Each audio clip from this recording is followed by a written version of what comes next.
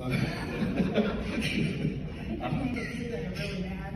I Hopefully mean, it doesn't get worse. I think that, you know, in ownership, you know, having been in that seat as well, you don't know what you don't know. And everybody in this room, right, and I'll be real candid, everybody in this room thinks they know exactly what to do in every situation.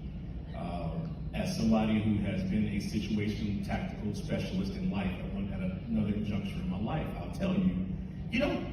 And it's fine. That's why you have people like me, and that's why you have Hilton, that's why you have some of these other great companies. One of the biggest pitfalls that I've seen multiple times, probably more than I would like to have, is poor partnerships.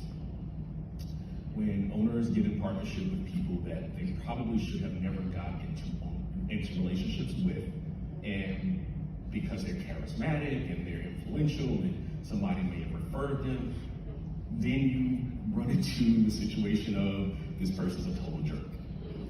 And you realize that you're in an LP position, you didn't know you were in an LP position, you had the $15,000 and you was like, I'm gonna own a hotel. And you get in it and you're like, these people are robbing me.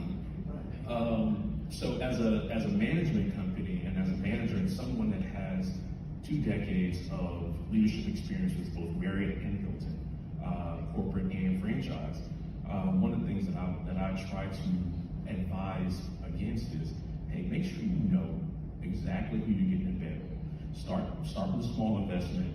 Start with just getting to know you, multiple lunches, dinners, breakfasts, you know, Zoom calls, so that you really understand the character of the individual. And if their character traits and their spiritual, I mean, I'm a spiritual person, so I'm always talking about my Jesus.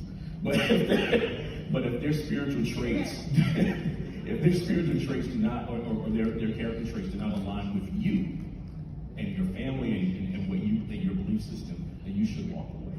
And that's one of the biggest pitfalls that I found is this poor partnerships and alignment